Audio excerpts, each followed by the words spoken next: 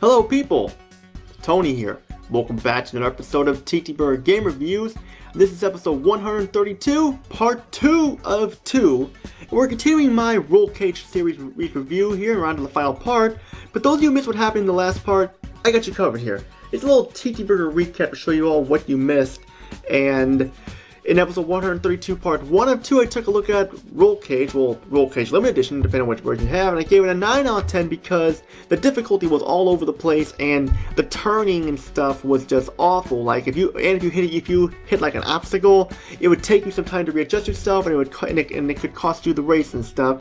And that was kind of a turn off and stuff. But if you can look past those, you have a fantastic racing game to add to your PlayStation collection, and it's definitely worth owning. Today we're going to be looking at the final Rollcage game that was released in the States and stuff like that. There was one spin-off game, which I can't remember the name, but I know Race Team 12 told me about it soon, so I'm giving him another shout here because he likes this series. And we got the game right here. This is Rollcage Stage II, this time by Midway and Psygnosis, once again for the PlayStation and PC, released in the year 2000. And Rollcage Stage II here, I honestly like the original Rollcage more because, like, this game has a couple minor annoyances that do affect the game for me, and I'm going to be giving this game a slightly lower score than the first game, but still, it's a great game, just that I prefer the first game more, is all I'm saying. And since this is a racing game, there's no story in this game, so it just shows you the opening cutscene, and like, of course, it has the license and track playing in the background, which of course I cannot play because because of YouTube's copyright policy. I do not want to get a copyright strike, so I can't play it. But you can look up the soundtrack online if you want it. It's there on YouTube and other places too if you want to know more about the soundtrack. And Rollcage Stage 2 did not have a limited edition version that came with the soundtrack like how the first game did, but still it wasn't really necessary because it doesn't really change anything, is what I'm trying to say. But as we get started here, one of the things that kind of disappointed me here is that you can't pick a driver and stuff like how you could in the last game. Like in the last game, you were able to pick the characters Jet, Lenny, Tony, Rhea, Lothar, and more. But here, you don't get to do it. All you do is pick a car and you play as an unnamed driver and then you race and such. It is very weird that they did this because even though the characters in the first game, the drivers in the first game did not talk at all, it added character and some personality to the game, and here it doesn't do that, so that's just me there. But as we get back and get started here, the game's graphics are pretty much on par with the original Rollcage's graphics. They look a little bit slightly better, like some of the vehicles do and stuff in the background, but the lighting is still not the greatest and just doesn't really look all the best times, especially in the dark areas where you can get lost and cause you to turn around and roll around. You'll just have to get resituated again, and that's just me there.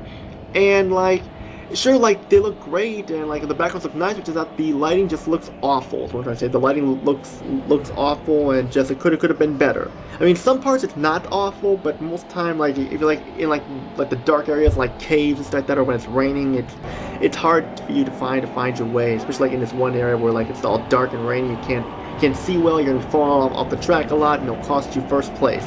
So the frustration factor is still there, and to be honest with you, there are times where it can be a little bit worse, but sometimes it can be a little bit better, is what I'm trying to say here. And for sound, there's not much to say, just the music and the engines and stuff like that of the vehicle. That's basically all I can say. The music has a lot of licensed tracks, and there's not really a lot of artists that are very popular. There's not really a lot of it's a lot of no-name artists that I've never heard of before. So the soundtrack is a hit or miss depending on who you are. But that's just me though. Now for the gameplay here, gameplay is fun. But it does have some of those frustrating factors that were carried over from the first game, but I'm gonna talk about there. First off, the goods here is that you have a bigger variety of weapons to choose from here. You got electricity shooting out your wheels, and missiles, and machine gun stuff. A big variety in the weapons, and there's a lot of fucking awesome weapons there that you mess around with and stuff. But it's just some of them can be overpowered, some of them may not do anything at all. But still, it's a big variety of weapons to choose from, definitely. And of course, you got, even though I complained about not being able to pick a driver and stuff, you just play as an unnamed driver. You still have a bigger variety of vehicles to choose from too, like subsonic or or so, and like you or Patriot, and you can like get more vehicles, and you can get first place, and you can get upgraded vehicles to like Subsonic and Patriot and more, and like they do a good job with the content here. Like give you a lot of content. I just wish there were you could pick drivers and stuff, but that's just me though.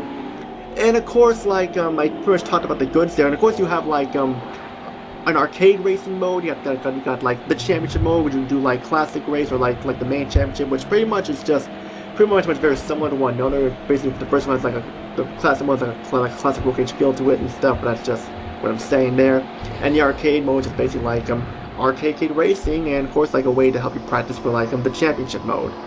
But like in the versus, I didn't really play the versus mode because I don't have anyone to play it with. But now I gotta talk about the bads here, and just that the frustrating difficulty is there, where like if you hit something or land improperly, you'll spin out of control and end up going the wrong way, and it'll take you a while to situate yourself.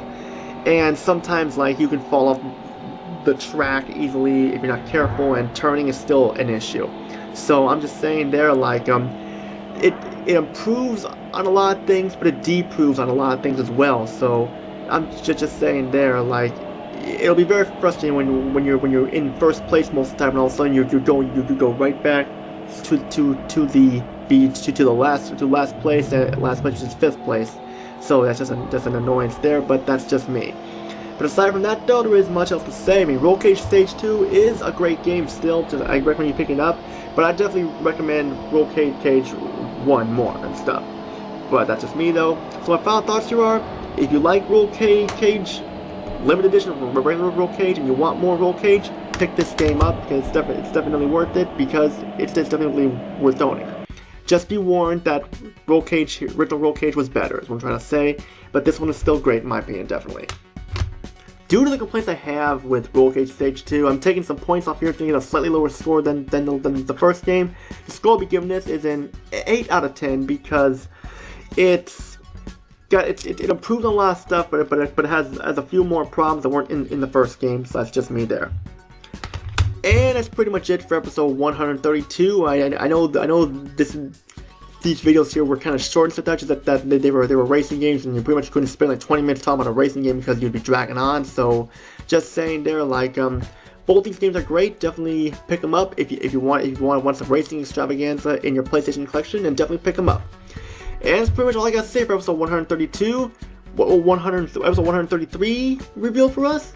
Well, you have to find out soon. Which all I got to say, those of you who like the video, feel free to subscribe, like the video, comment down below, and join my Discord group, TTBurger Gaming Tonight. We're always looking for more people to join, and just check out the content on the channel. Which all I got to say, this is Tony, peace out, and have a great day, and see you all in the next episode.